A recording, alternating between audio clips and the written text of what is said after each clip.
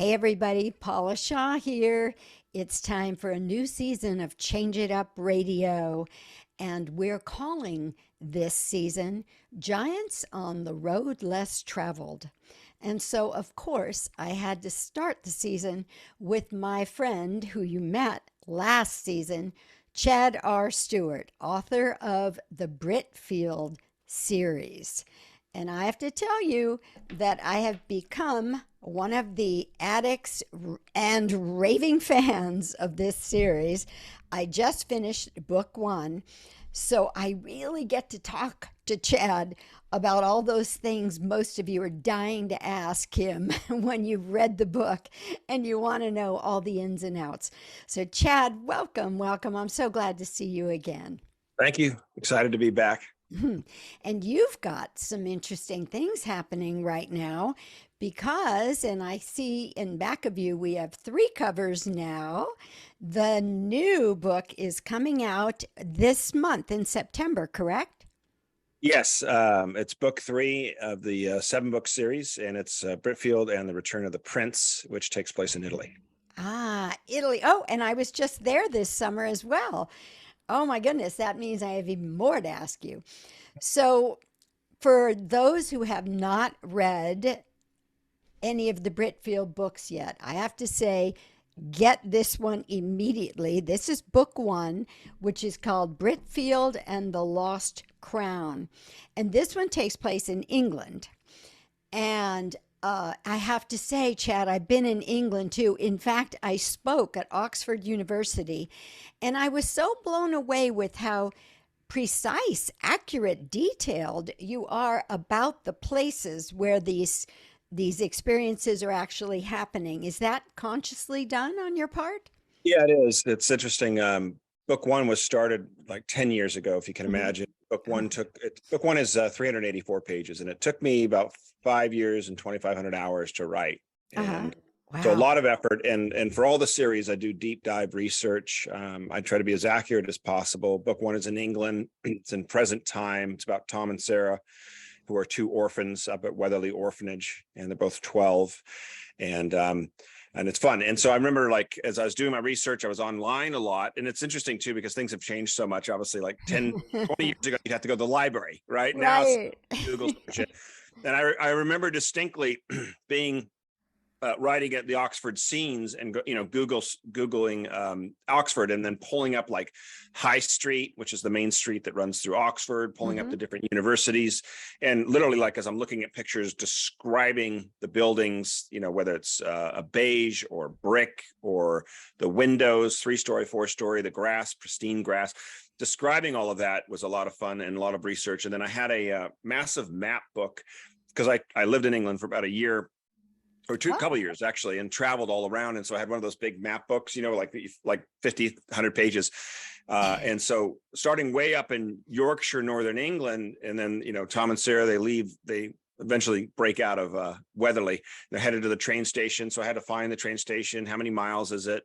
What's the latest a train will depart? What would be a train fare from Leyburn actually to London. wow. I mean, so all these details, Wow. when they take the tube, what tube line would go to here and there, and so I try to make it as absolutely accurate as possible.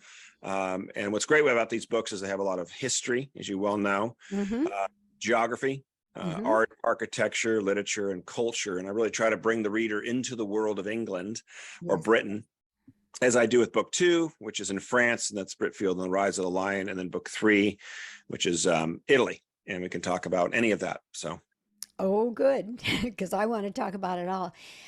First of all, I'm blown away because as I was reading all that, in my own thinking, I didn't really think about all the work you had done to make sure all that was accurate, which I also love because I know your books are a big part of your emphasis is for these books to impact the education system. correct. And so, talk a little bit about that. How are you working with the education system? Yeah, it's amazing. And really, what we have is we have the Britfield series. There'll be Britfield movies. We're in development of the first Britfield movie now. Met with the producers last week. That was exciting. Met with a Woo!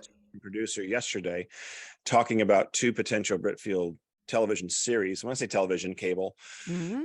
or one of those platforms, and so that's exciting. But Yeah. really, what's paralleling it is education. We have a huge hunger and passion for education, specifically elementary and middle school, and specifically sort of 9 to 13 age range. Hmm. Because in book one, Tom and Sarah are 12, and then in book two they're 13, and then book three they're 14. They kind of grow Ah. all the way up. So 7 books, and then by the 7th book they'll be 18 years old. But what we've done is we started back in 2019. We did a massive national school tour, or tours, and we ended up driving 9,000 miles, 23 states, visited over 180 schools, and presented in front of more than 40,000 students. And these were every type of school you could imagine, which was fun. So it wasn't just like private or public. It was private, public, Catholic, Christian, homeschool, farm in Reno, Nevada, charter school, you name it. We've been there, whether it's a small library of 80 children Hmm. to a major top private school up in Los Angeles in front of over 400 students. Wow. Our normal audience would be about 200 to 300 students, 4th through 8th. So can you imagine like keeping them all sitting and keeping them engaged? And I have to admit, the children were wonderful. We never had an issue with any school, whether it was a Title I school or a top private. I mean, the kids were wonderful. And I think, number one, we have a very engaging presentation.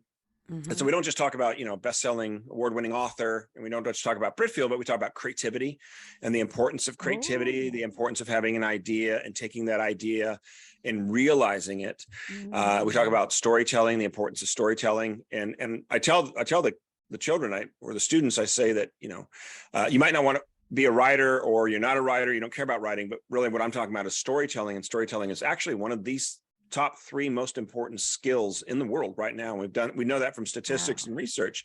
And you're saying like storytelling, and I'm like, everything from your resume, if you're going for a job, to the story you're telling, every line, every word, the words you're using, to your interview, and that's a make or break. You come in there, and that, I mean, Exactly. So tell me a little bit about your childhood. Well, I don't know. There's nothing to tell. Well, you just lost the interview, versus, hey, that's a great question. Yeah, I remember I grew up in this, and you're engaging them. You're telling them a story. You're telling them about you, to, presenting to a group, to raising funds for a nonprofit, to you name it. Storytelling is one of the most important skill sets, along with creativity. And so we have a fun, engaging presentation. We have some trailers, like a Star Wars clip. They all love that. We look at some of the most successful books of all time and discuss a little bit of everything from Little Women to Charlie and the Chocolate Factory to James and the Giant Peach, to Pixar, to Toy Story. And so, we have all these different slides, and I'm telling you, for 45 minutes, these kids are engaged. I've never had this wrestling or this antsiness. And then we get to the Q&A session, and these are children that don't ask questions. They would rather die before they ask questions. And once you crack that first hand that goes up, and I'm like, that's a fantastic question. That's great. Thank you. You give them that kind of encouragement. All of a sudden, a few more hands go up, and I'm there for 20, 30 minutes until the teacher's like going, time, and hands up. And so I say that, they're thirsty for knowledge. They want to learn. They're exciting. And I think, especially at that age, children have a certain sense of authenticity. And if I was there trying to peddle some agenda or crap or nonsense, and I'm not, I'm there to encourage them. And one thing I do say, and we're going to talk a little bit about having an idea, and being successful. I say that every overnight success takes between 1 to 2 decades. And I say the difference between a hobby and a profession is about 8 to 10,000 hours. And I tell that to 12-year-olds. I'm honest. I'm saying you could go back, any famous actor that you like. I guarantee you can go back at least 10 years to when they were going on their first audition, and they finally got a small commercial after 50 rejections. And then they disappeared for a year, and then they came back and they had a little bit walk-on part after another 50, but they stuck with it. They believed in what they did. They kept learning from it. And it's been the same way with Britfield. And so I'm not there to say, hey, you can do anything you want to do and I'll put your mind to. You can, but it's going to take a lot of hard work. You're going to have a lot of rejection. I talk about like George Lucas and how Star Wars and the script was turned down by every single producer and director in Hollywood. Everyone. Everyone Yes. thought it was a joke. Everyone thought it was ridiculous, silly, stupid, would never be Right. Who successful. would care about aliens? Yeah. And here we Right. are 50 years later. It's a $63 billion enterprise, Wow. billion-dollar Wow. enterprise. And it's the fourth highest grossing movie in cinematic history Wow. from Wow. an idea that everyone rejected. And I'll be honest, that is the norm. I've done 10 over probably 20 years of research just in because I love biographies, and I've done a Mm-hmm. lot of business research, and everything from Disney to Ralph Lauren to IBM to Amazon. Like Amazon. Amazon was a massive failure for years. They were running in the red, running in the red, running in the red. And I'm not Mm-hmm. saying, whatever pros and cons of Amazon. I'm just saying, none of them were overnight successes, and had nothing but massive failure. Ralph Lauren almost filed bankruptcy twice. Richard Branson of the Branson dynasty and Virgin Right. Record, and Uh-huh. he was arrested twice, almost went bankrupt. I mean, Oh my that's gosh. that's the norm. I mean, that is the norm, and Yes. there's kind of this society now that's this flashover substance, and you can have it all now and you can be successful, and it's none of it's true.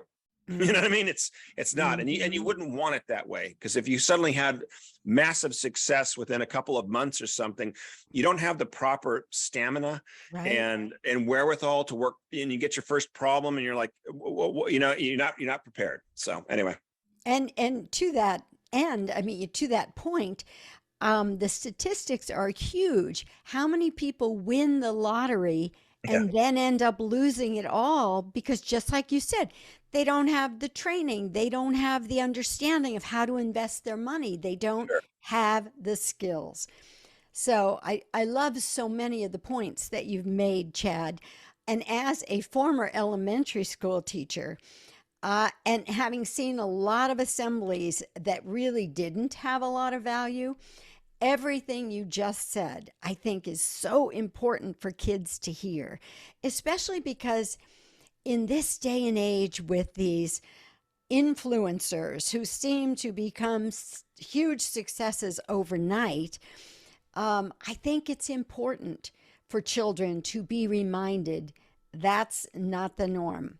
And really, I also loved your point. We wouldn't want it to be, Yeah. because the time that we take to learn our skills and to learn the discipline to implement them is really critical. And to that point, would you give us an idea of what does your average day look like? How do you get done all the things that you're doing? Yeah, and I'm very blessed at this moment because so much of what I do is creative, and I know so many of us are sort of, if you will, stuck in a job that we don't want to be in, or it's a lot of administrative type of stuff where Yes. it's doing the same thing, and I've been there, and we've all been there, but I love that so much of my day is diversified. I was even laughing about it today because it's like I got up this morning, and we're getting ready to launch our fall virtual school tour. So we've Oh, switched from in person to virtual, which is great because we can go anywhere in the world. In fact, next week yes. I have my first international school. I'm doing a school in southern Australia. How cool is that? Oh, And we've got bravo. That's so cool. we've got 3 or 4 potential schools lined up for fall in England, and one Oh, is right up in Yorkshire, close to where "quote unquote" Weatherly that's Orphanage is. really, oh my gosh, that's so So, cool.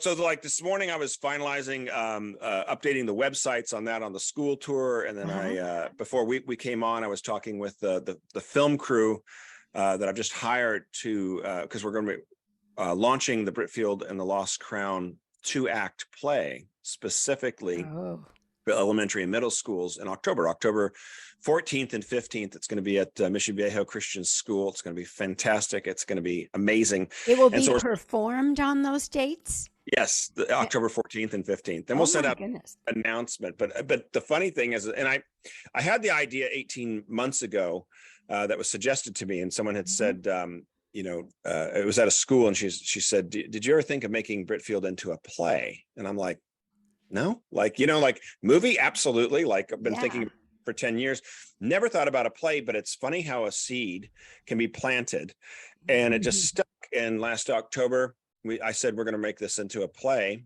and put together a team. And so really for the last 6 to 8 months, took, 384-page book into a 90-minute theatrical play specifically Wow. for middle schools.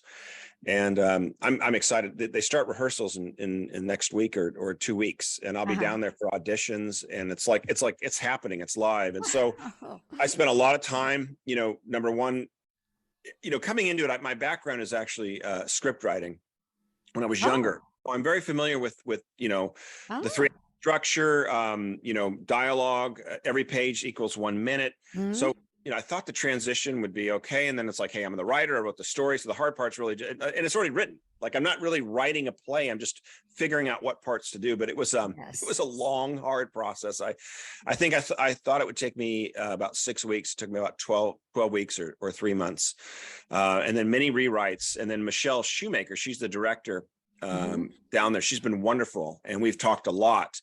And so, she'd review it, and then, we'd sit down, we'd talk for a couple of hours, and it's like, you can't do this. You don't need to show this. You don't need this in there, right? It's like Yes. from theory to reality, from paper to actuality. And so the process has been amazing. But this is really coming back to your question about education. This is very specifically designed for elementary and middle schools to bring a wonderful, family-friendly, family-oriented, exciting triumph over tragedy story back into their theater programs. And what's great in the way it's designed is even if you don't have a theater program or a theater director, it is designed that a teacher could actually put it on at their school, ideally like in an auditorium Mhm. or stage, Mhm. but it can be done in a library. And Ah. what's great about this also is it's an actor's play. And what I mean by that is 80% of everything that's out there that they're putting on are musicals. Mhm. And Yes. what you've done is you've alienated about 97% of kids that want to go out and do theater, because Right. not many people sing Mhm. or want to sing, but they want to act, or they want some lines, or they want that experience. And Sure. theater is wonderful. Go ahead. Sorry. What do you say? No, I just said sure. I think you're Oh, right on the money. It's yeah. so And so we, true. we we've developed a really great play for actors, right? Or even people that just want to be a part of it and not be in the back in the chorus singing. And it's because that's not Yes. practical and it's not real. And what are you going to do with that? You can't. And so we have probably 25 to 30 speaking roles in it. Ah. It can be as small as 10, it can be as large as 30 or 40. And we Mhm. use the actors, like if you're starting at the orphanage, we use a lot of them throughout the play, because if you remember, they come into Oxford, and so you have students in the background walking to class wearing a backpack or Right. book, and then London, and suddenly they're dressed up in like a nice suit or dress. And so Mhm. we incorporate them and use them. We use the Ah. aisles. It's like we do all this really great stuff to create this world of Britfield, this world of England. We've got the sound effects now, and everything from the dog barking to the thunderstorm. Wow. We're working on the visuals. So the idea is that it's not an expensive play to put on. Number one, it's Mhm. current time. Number two, most of the costumes can be pulled from the children's own wardrobe, Right. right? Right. And, so that keeps the costs down. And then set aside from a couple door frames out of 2x4s, a couple window frames, a desk, and some chairs, you can put this whole thing on. And then what we've done is we've done visual. This weekend, I'm going to be picking out the visuals, because our Britfield website has over 400 pictures of Britfield and Lost Crown of England. All the places that Tom and Sarah visit are real places, as you know. Mhm. And so we have all that on the website, and I had that file sent to me a couple of weeks ago. And so now I've got to go through all these gorgeous pictures and pick out 15 or 20. And so what will happen is like, as Tom and Sarah are flying in the balloon over England, you'll actually see these gorgeous pictures, Oh, projected behind yeah, it? of the Lake District and the rolling hills and the Ah, little red tile cobbled roofs. And then also they get to that's Oxford, and you see the peaks of brilliant. Oxford.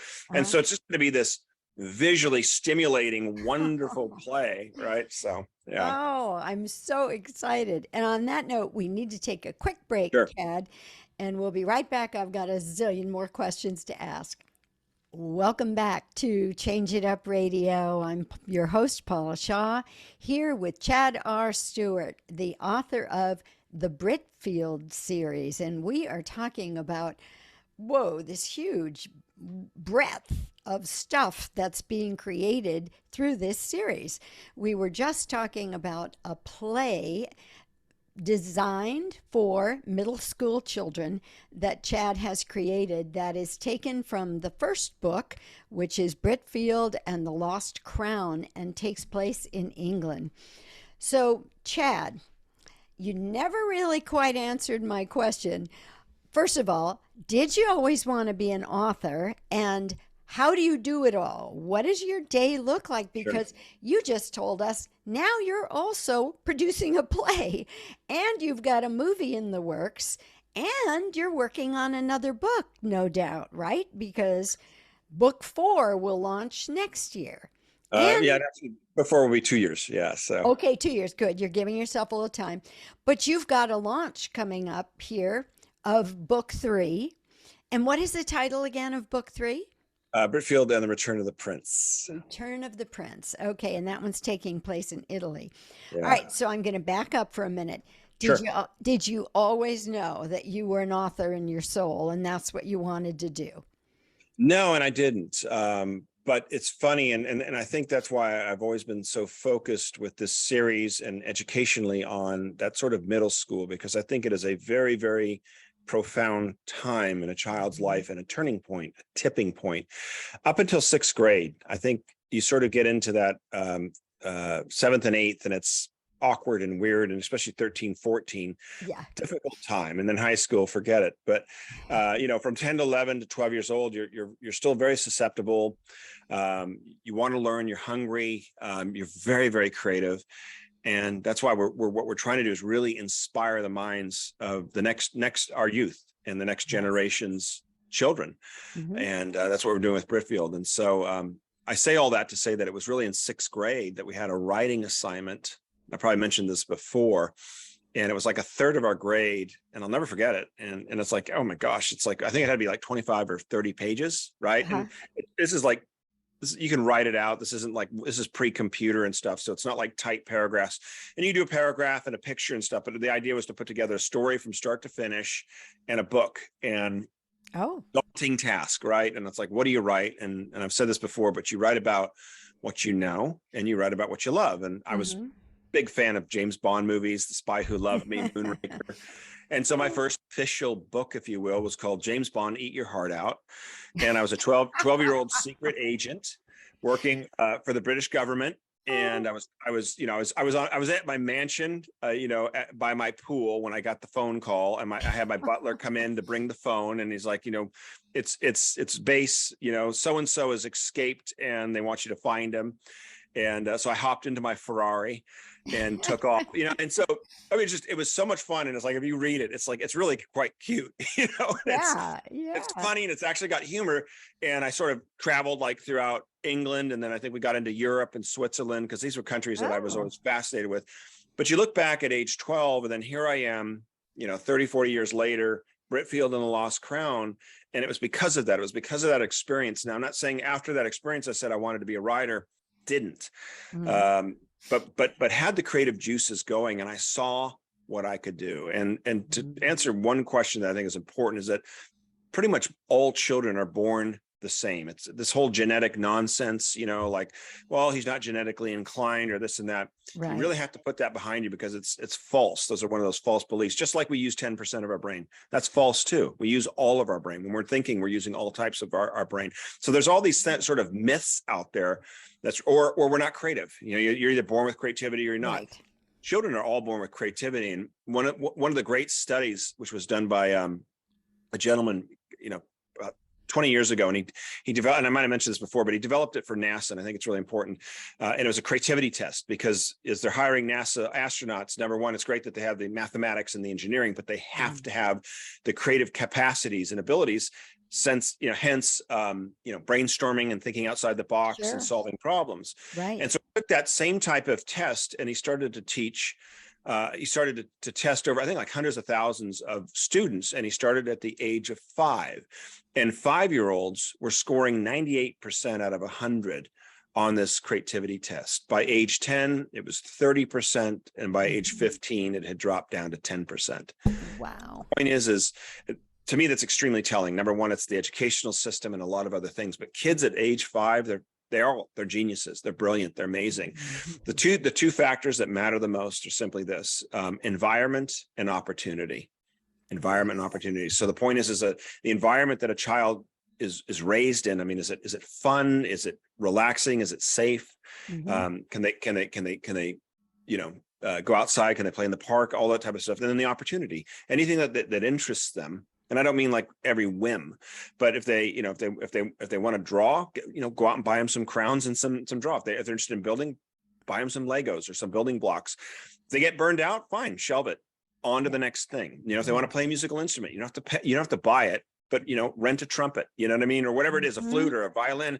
And if they get burned out after 2 or 3 weeks, fantastic, fine, move on and return it. You know what I mean? But the point is give them as many opportunities as you can, as if you will, finding what they love, finding their voice. I loved building blocks when I was growing up. Mm-hmm. And they're like, actual building blocks. And I would build like these skyscrapers. And then lo and behold, by 15, 16, I was working for a big builder. And then when I was back east in New England, I had an architect and development company building beautiful mansions. And that put me through college and grad school. Mm-hmm. And that all came from that desire. And that's why I'm saying I'm trying to gear everything back into that youth. That it's those opportunities. It's like take your child down to the park and just have fun. When's the last time you flew a kite? You know what I mean? Yes. Go to the beach for a picnic. And I'm saying all these things because they're accessible and they're inexpensive. You're like, well, we don't live by a beach. Well, go to a lake. Walk around it. Walk along the shore and talk with your kids and say, oh, what's that? And look and experiment. You know what I mean? And all those types of, just give them all these opportunities. Go to a museum. Oh, I don't want to go to a museum. They'll probably come out and they go, wow, that was pretty cool. I hear that all the time. It's like you go and you look at the Egyptian collection and they're like, wow, that's incredible. Yeah. But you know what's going to impact and what's going to stick. There's a great book out there called Coloring Outside the Lines by Roger Schenck. And he ran the graduate program at Northwestern in cognitive sciences. And this is years ago. And I loved the book. And I think the first paragraph said that today's schools are murdering the thirst for learning and knowledge. You know what I mean? It's all been set up on an old, it's 200 years old. It's all on a factory type of system. It doesn't work. It's broken. It can never be fixed. But the point, there was one story in there, and he said when I went to France with my youngest son, and at the time I think he was like 15 or 16, and he was fascinated with the subway because that wasn't something that they had. And so it's like, he's like, Dad, can I go exploring? And so like he gave him like $20 and said, knock your socks off, go take the subway and have fun. And they met up like 2 or 3 hours later. And the son just had the funnest time jumping on one, coming up here, jumping on another. And he said, 8-10 years later, he's now a city planner, Oh, wow. Oh, and wow. I use that as an example because it's like, you don't know, but that stuck with him, this idea of connecting and different places and towns and how they're set up and how they're laid out. And all of a sudden that just, and he got into school and then he started getting into architecture and, you know what I mean? And that's what happens, and so by giving these kids all these wonderful experiences, and they say, if you do what you love, you never work another day in your life. And so I love that. So you're doing what you love, and what I'm so impressed with is your creativity has created a lot of ideas of what you want to bring and manifest in reality, and you're succeeding at it. So is there also the ingredient of discipline or focus, or how, can we talk a little bit about that? No, absolutely. And it's funny, I was on LinkedIn like over the weekend, and there was I was on one of the business groups, and there was someone that was kind of had a picture of all these books, like these are the best business books out there. And I think one was like, razor focus or total discipline. And it was interesting. I was reading each one of those titles and I said that I do that, I do that, I do that, I do that. And part of it was confirmation. But the thing is it's razor focus.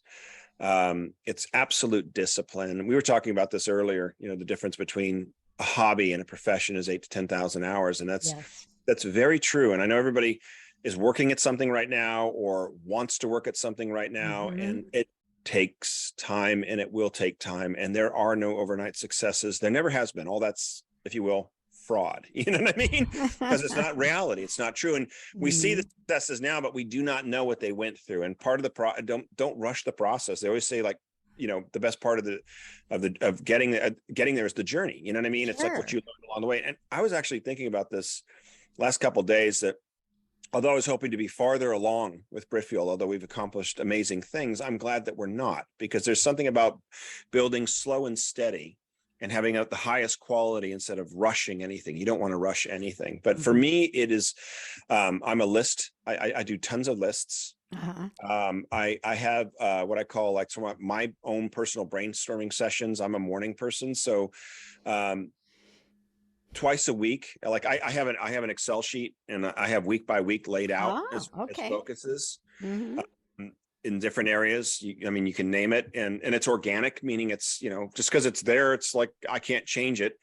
I try to be optimistic, but I don't try to overestimate, Mhm. because you'll get burned out real quick if you're like, Yeah. you keep having to bump something forward. But the point is I put things in an organized list. I walk around in a place, a room, where I don't have interruptions. People aren't running in. There's not a knock at the door. The phone isn't ringing, so I can have, and this is one of the most important things, the time where you can think to yourself without interruption of working something out. Yes. What's the next step? And they always say that, like when you're eating an elephant, you just do it a bite at a time. It's like, how in the world am I going to eat that? Or how am I going to conquer that mountain one step at a time, one plateau at a time? You know what I mean? Yes. That's what you do. And it's like, well, where do I start? Well, we'll start with the end. What's your focus? What's your end goal? And then work backwards, as they've said. And Mhm. what are the steps that you can do to get to the next? I Get love, there's a there. great quote that says, see as far as you can. And once you get there, you'll be able to see farther. And the Mm. thing is, you're not going to have the whole Nice. vision. I don't have the whole vision, but I take it step by step, so like I'll sit there and say, okay, like book 3, it's like, okay, everything to get here in 2 years. It's not bad. It's 600-page book, Oh, started 2 years ago with a gosh. blank page, spent 4 months outlining it with scene by scene, a lot of detail. And the outline, Mhm. if you will, is like architectural plans. You don't just go out and build a house. You spend quality time on the architectural plans, Mm. and then writing. And I would have goals when I was writing the book. I wanted to get 5 pages a day done, Mhm. or by the end of the week, I need to have 30 pages or 40 pages done. Yeah. And it is, and then it's things like that. Or like editing, I needed it when I was on my final edit, because I'm on a time crunch. I needed to edit 10 pages a day. You know what I mean? Period. Mhm. And if I got that Mhm. done in 4 hours, great. If it took 6, then it took 6. But it's having those little goals. And you look back on the week and you're like, oh, great. I just edited 50 Yes. pages. And Yes. take it from me, like editing 600-page book, like that's daunting, because it's Yeah. like you're on page 1, you're like, okay, 599 pages. You know what I mean? But you take it 1 page at a time. You don't rush it, Right. until that page is done, until you're happy with it, until it's clean. And then Mhm. and sometimes you get to a page and it's kind of rough and you keep going back to it. And then you get to some other pages and they flow. But it's taking steps at a time. It's having goals. It's having doable goals. You can have stretch goals, but it's great to have a list that you write out, and you're like, Mhm. put it in the order of the most importance. And like I'll do that for phone calls. Who do I need to contact this week? And I've said this before, but my phone rarely rings. And I think that's kind of funny. But everyone that I've wanted to talk to or contact, I've already contacted them or Yeah. set up a time to meet with them. And you'd think my phone was ringing off the hook. When it rings, I'm like, who would that be? Right? Because I've already contacted or talked to or met or followed up with an email or a text with Mhm. everyone within my, call it 50 or 100 people circle. Yeah. Um, and sometimes I'll like in the Monday mornings, it's like, okay, I'll email these people, and I write all my emails in Word doc. I don't Mhm. write it in there. Proof it, really important, even if it's a couple paragraphs, because you don't want misspellings. Mhm. And then I send it out, and it's like boom, boom, boom, boom, boom, boom. That's all taken care of. Check, check, check, check. Feels good. You know what I mean? Mhm. Important. Yes. It's organized. So I think the key things is organization, discipline, and focus. And it's so easy to get distracted. Know what's important and know what's not important. And I Yeah. think, especially in the last couple of years with everything that's going on, and most of it's all fear-based. It's all a distraction. It's nonsense. It's all True. absolute, complete, and total lies, which is coming out and being exposed right now. But needless to say, that's a distraction. And it's like, what have you been called to do? And Mm. that's what you need to do. And if it's raising your family, focus on that Yes. and raise them. You know what I mean? If it's this job, or if it's this calling, or a fireman or a policeman, or whatever it is, it doesn't Mhm. matter. Focus on your gifts, focused on what you've been called to do. And that's even through this whole thing. I mean, we launched in 2019, and by 2020 March, the entire world was shut down. Can you imagine that for Right. us? I was on a national tour. I was in Memphis, Tennessee, and it took me forever to drive there. Right. I mean, as we're driving, we're going to schools, but it was like, I really wanted to get to the Midwest. I couldn't wait to get to Indiana, Michigan, Chicago. Yeah. I had to turn around and drive all the way back because all the schools started to cancel, Oh, you wow. know, but the is instead of getting caught up with all this stuff or complaining about it, you know what I mean? We adjusted, and we kicked off the virtual tour, which is even better. And through this whole thing, the last couple of years, I've just been focused on Britfield, you know, because this is what I've been called to do. This book series, encouraging children, you know, creativity, critical thinking. I mean, Yes. you read these books and kids are learning. We like to call it stealth education because kids are reading the Britfield series and they're learning about history, geography, art, architecture, culture. They're learning about collaboration, communication, critical thinking. And Yes. all these books are geared towards creativity. And so all of that is getting inside them, if you will. Hmm. And it's also inspiring the next generation of readers. We one of our sayings is that Britfield is this generation's book series. And I mean that. I love that. I love that. Now, one last question. I could talk to you forever, but are you doing all this and balancing this with your own family, or have you chosen not to go that route? Yeah, I guess I've chosen not to go that route. So Hmm. I'm not married. I don't have kids. And I just had this conversation yesterday with the producer because we were having lunch and stuff. And you know, I think most people when they grow up, they want kids, which I think is fantastic. Hmm. And I think it's probably the greatest reward that a father or mother will have in their life. Uh-huh. And I totally get that. I never did. I never wanted Wasn't your children. thing. I Hmm. never saw that and never wanted it. Again, nothing against it. As far as the marriage thing, you know, I'm sure once I meet, you know, a woman I cannot live without. Yes. But it is unique because I think my family has become the Britfield series, and Yes. we were talking about we're planning like we have some international tours, and we're planning Eastern Europe, 12 countries, which will be amazing.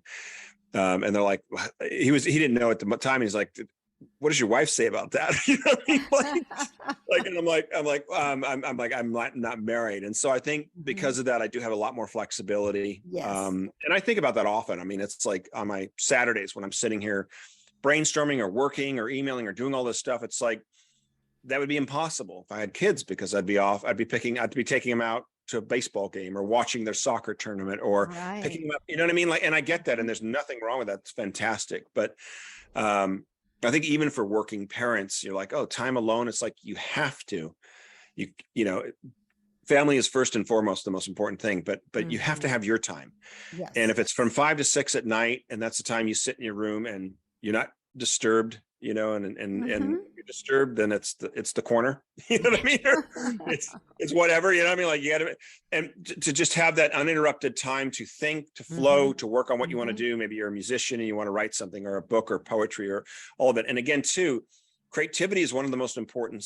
It is actually the most important skill set in the world, but it has a lot of these wonderful benefits, as you well know, that when you're in that zone of creativity, whether you're painting, you know, playing the piano, writing something, whatever that creative outlet is, Hmm. doesn't mean that you're going to be a professional painter or a professional writer. But it's the joy that it brings. It Yes. fires the synapses in a different way, which relaxes your muscles, relaxes your brain. It opens up oxygen. It takes away depression. I mean, there's like 10 Hmm. things. We have all this research that creativity does naturally for the body when you're doing a creative exercise, and Wow. it relieves stress. It's relaxing most of the time, right?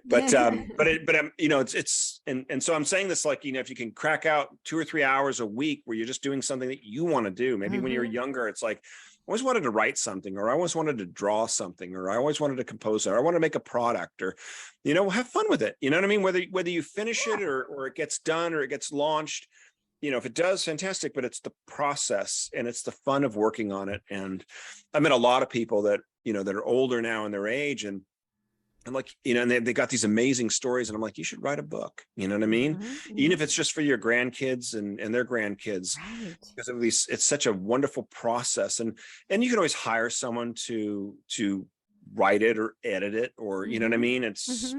and with today's technology, I mean, you could actually have a edited printed book with a neat cover on it and hand it out at Absolutely. Christmas and say, hey, this is my memoir, or my bio, or you know what I mean. Like, Uh-huh. it could be 100 pages, it could be 300 pages, but what a fun process to go back in time and remember fond memories and put something together. Yes. Oh, that is such a great point. And I personally didn't realize all those benefits were had from creativity. And yet I Yeah. know when I'm in a creative process, I do experience all those things. And it's like time goes away, isn't it's like it just doesn't exist. But one last thing I want to say, Chad, in response to what you've just shared, I remember reading once about Mother Teresa, and Mother Teresa obviously was a nun who wanted to help all the children. And so obviously that would not have been possible. She could not have done what she did if she'd had her own children. Mm. So she did reach out to all these children who needed her, who were starving. And the other thing that she did is she went home every night to a lovely home and a good meal and took care of herself so that she could go back out into the streets the next day and work with the tragedy that she saw in these children. So, my hat is off to you that you've you've done something really amazing in what you are giving to our youth, both educationally and through the entertainment that they're getting in these books. And I'm very excited about them. Unfortunately, we've come to the end of our time, and I've still got 10 million questions I want to ask you. So you have to come back. But in closing, tell us a little bit about this launch that's happening of the third book, and where can people go for more information? Yeah, the best place to go for information is Britfield.com. So it's Okay. Britfield, Britfield.com. Amazing website, all kinds of great things. If you buy the book and you're reading it, it's wonderful to go to the website because there's over 400 pictures of England. So everything from Yorkshire to Oxford to Windsor to London, all these places that are written in the book, you can actually see them. And then we have interactive maps so you can zoom in and zoom out of these real locations. But I'm really excited about book three. Book three is my crescendo of the 7 book series. But what's exciting about it, it's the trilogy. And there's something very cool when you have your first 3 books, or you have Mhm. that trilogy. Think of Yeah. Star Wars, and you think of so many other things, right? Star Wars, Empire Strikes Back, Return of the Jedi. But it's amazing. It was 2 years worth of work. It's actually 575 pages in completion. Wow. It's got 4 wonderful maps. It actually starts in Lucerne, Switzerland. Ah, It's a year later, and Tom and Sarah are now 14 years old, and then they move towards Lake Como and Genoa, and then Florence, and then Rome, and then Venice. And mm, it's wonderful. It's just, and it's got parallel stories. It's got some new characters. I bring back quite a few more characters. It's got love, romance, loss. It's all about family. Family is always the foundation. It's intense. You have no idea where it's going. You have no idea what's going to happen. We've got a lot of triggers. It's an exciting. I'm thrilled with it. I feel like it's more of a sophisticated novel, and as an author, one should grow. And book 1 is great. Britfield and Lost Crown. Tom and Sarah 12. It's 384 pages. A lot of fun. Book 2, which I'll mail to you. Actually, it's mailing today. Britfield and the Rise of the Lion. can't A wait. little more intense, Mhm. France, Thomas Sarah 13. It's 474 pages. And then book 4, book 3, they're 14. And I'd say it's more intense, but it's a different type of intensity. It's Mhm. sort of you as the reader know something that's going to happen, or Ah, if there's a bad guy at the door but the main characters don't know. And so uh-huh. I do things like that where, if you will, there's tension, but the tension isn't necessarily added because they're being chased or there's an explosion or this or that. So there's just this constant intensity, and things that pop, and reversals of fortune, and all through the book. A lot of people kind of right up to the end and then they try to have their twist or something like that, and Yeah. we do it throughout, and it's amazing. Yeah. And you mentioned to me earlier, you feel that you've grown as a writer through this process, correct? I have, and it's fun when you're writing, and it's the difference between writing a movie like a Mhm. one-off, which is tough. Mhm. You have to kind of tell a whole story in 2 hours, Yeah, technically, right? right. Versus if you're writing a television series and it gets picked up for the next year, you know what I mean? So you get Mhm. to have fun with the characters. The characters get to develop. You get to bring in this background or Yes. this, and Yes. it's the same thing for me. It's like Tom and Sarah when I wrote book one, and when I actually started it, I didn't think of it as a series, but I finished book one and I thought, gosh, there's at least 3 books here. There's 3 series because it's like you're developing these characters, you're developing this background, this Right. whole royal thread with Britfield, and then in book two it was so much fun because I had a few small characters like Oliver in book one. Mhm. You remember at Oxford that they meet the Yes. student, and I bring him back Oh, like good. it's a major role in book two, and I love him. He's just one of Ah. my favorite characters. I introduced Kate in book two, who's this Mhm. sort of computer geek up north in England that's helping Detective Gowerstone. Uh-huh. Um, and small little role. Bring her back major in book three. And because I thought I like her, she's Oh. cool. She's like 22, 23, and she's like this computer tech geek and but quite lovely, and Uh-huh. Oliver falls for her. And it's so, I mean, it's like, and it's so much fun to Oh. be able to develop these characters and grow them. And then even Gowerstone, Detective Gowerstone, he's got a key role, but a small role in book one, but he has a very interesting character. And a lot of that comes out in book two, and even more Oh, so in good. book three. And someone from his past comes back in book three. So it's always the someone from the Oh, I'm past, so or excited. I yeah, can't wait. or someone that you thought was dead or taken Uh, care of, or you know what I uh, mean? Like, yes. and it's fun, so as an author, it's like you get to play around with this because you have that sort of freedom. And often as a writer too, what I'll do is I'll put seeds in there. Um, it's kind of a quick note or background, and they're there if I want to return to them. Ah. As an example, Sarah's parents were killed in an automobile accident in Scotland, as you remember, like in book one, very Uh-huh. slight. Talks a little bit more about it in book two.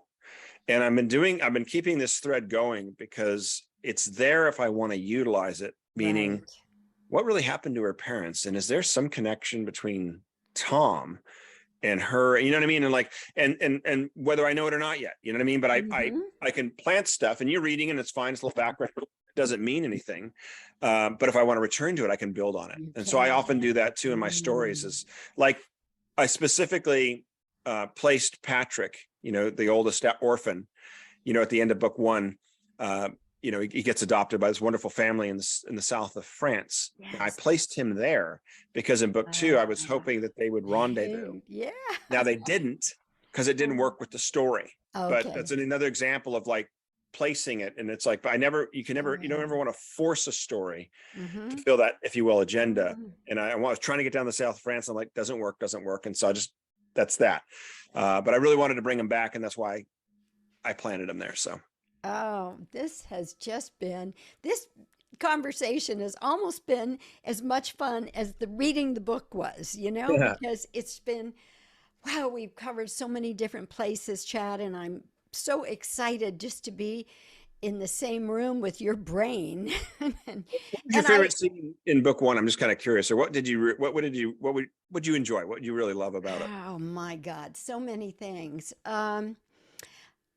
I have to say that when they found the balloon and it allowed them to soar and escape this awful situation that they were in, that really, my heart just sort of sang.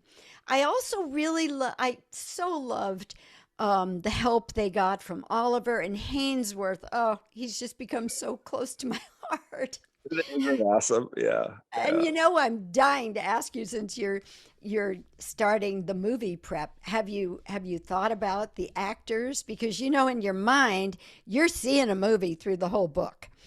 Funny, I based Hainsworth on John Gielgud, who's since Ah, passed. But if you ever seen the movie oh, Arthur with oh Dudley yeah. Moore, and kind of that character, the very stern, but yet he's got this. He's very like this, very rigid, very stern, very kind of dry, but he's got a Yes. wonderful heart. Oh Really, yes. I mean, he loves Arthur and would do nothing Mm-hmm. for him. And so I kind of based him on that character. And there's a couple of actors that you'd be familiar with that could fill that role. Bill Nye, is one of them. He was he's a British actor. He was in Love Actually. If you ever Oh, remember that. yes. Oh, Do I you know remember exactly. The singer, right? the rocker? The Yeah, rocker. Yeah. Oh, yeah. God, Just that perfect. quirky kind of weird. Yes. I see him potentially as a perfect Hainsworth, Perfect.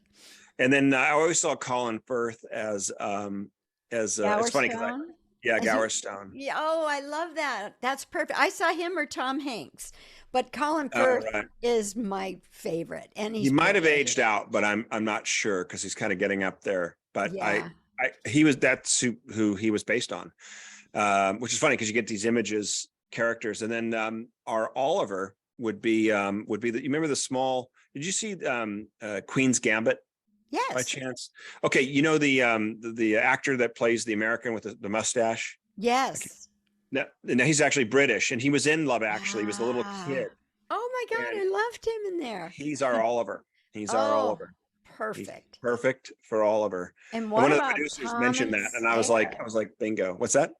What about Tom and Sarah? Yeah, nothing for that. That's going to be sort of up and coming Yeah, actors that you haven't heard of, but cool. probably been in the game since they were five or Hmm. six. Yeah, Meaning yeah. they've got great discipline, they've got good Right. acting The skills, good 10,000 memorization. hours has been put in. Yeah, yeah. But that, and we really want to try to keep it British, and it's not to say that us, Nice. Americans can't do a British Nice. accent, but really keep it that kind of authenticity. And then when they're Yeah. in France, and like with Fontaine, be great to have a really cool French actress. I mean, it's a dream role because Fontaine is like Hmm. an awesome character.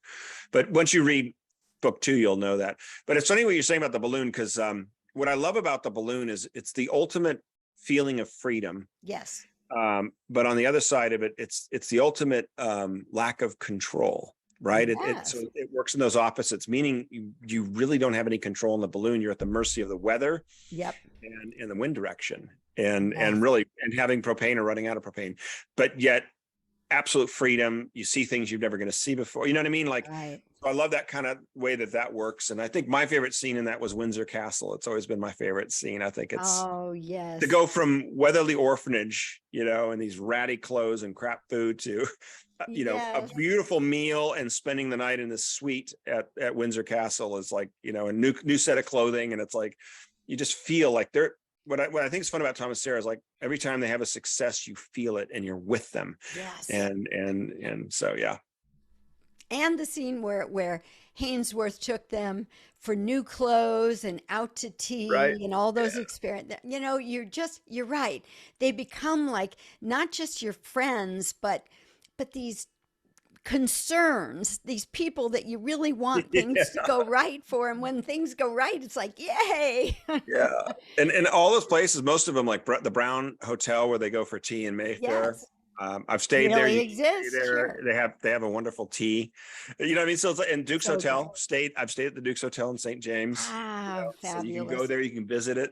And I think, once the movie comes out, I mean, there's going to be a lot of that, you know, popularity of Britain and London and these. Yeah, Sure. we've talked about Britfield tours, but the difference is like you can't really do a Harry Potter tour. And Right. you could do parts of like Lord of the Rings tour in New Zealand with Mhm. some of those locations. That would be cool and kind of beautiful. But the difference is like all these places are real. You can go to Oxford, you can walk High Street.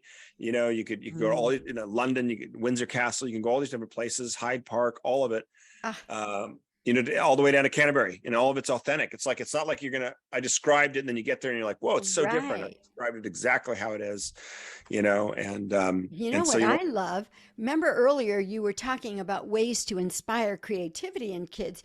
And one of the things you were saying is just the parents taking them out to the park, taking them here, there. What if a whole vacation with your children was going to be a Britfield vacation and you were going to go to Yorkshire and London and those places and really find the places that were in the book? I think that would be an amazing experience for kids.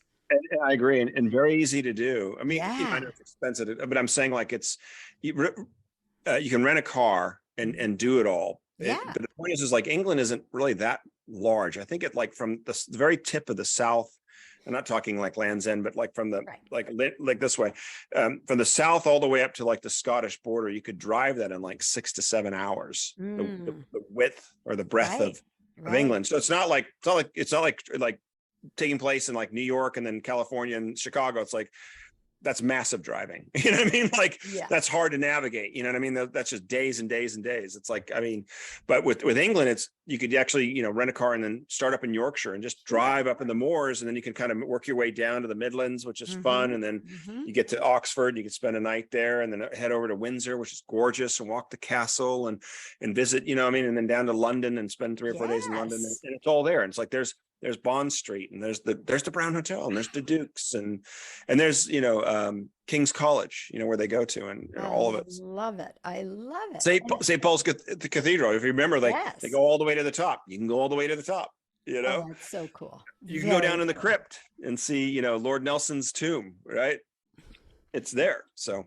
You know, I'm going to actually call my assistant and make this suggestion, because all of her children now, I think one of her son is about 11 or 12, her daughter's 8, and they've all read the first 2 books, and they're champing at the bit for the 3rd book.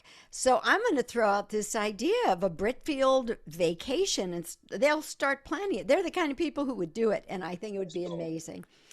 Oh, Chad, I wish we had another hour, because this has just been so much fun. I look forward to seeing you again in the real world. And please send me the information about the play. I would love that. And we'll put whatever you want out there in the show notes. So everybody remember to go to changeitupradio.com, as well as any other podcast platform, including Podopolo, which is the newest, latest, greatest podcast platform. We're on all of them. But the show notes will be there on changeitupradio.com. And all of these things Chad's shared with us, including the website and Britfield. Isn't there a Britfield Institute? Yes, there's BritfieldInstitute.org. It's our nonprofit, and we have free resources for teachers. We have creativity resources, exercises, games, all kinds of wonderful stuff there. So Britfield Institute, yeah. All right, great. So it'll all be there on changeitupradio.com. Thank you so much, Chad. This has been just a joy for me. Thank you. I look forward to seeing you again soon, and can't wait to read book 2. Take care. Bye-bye, everybody.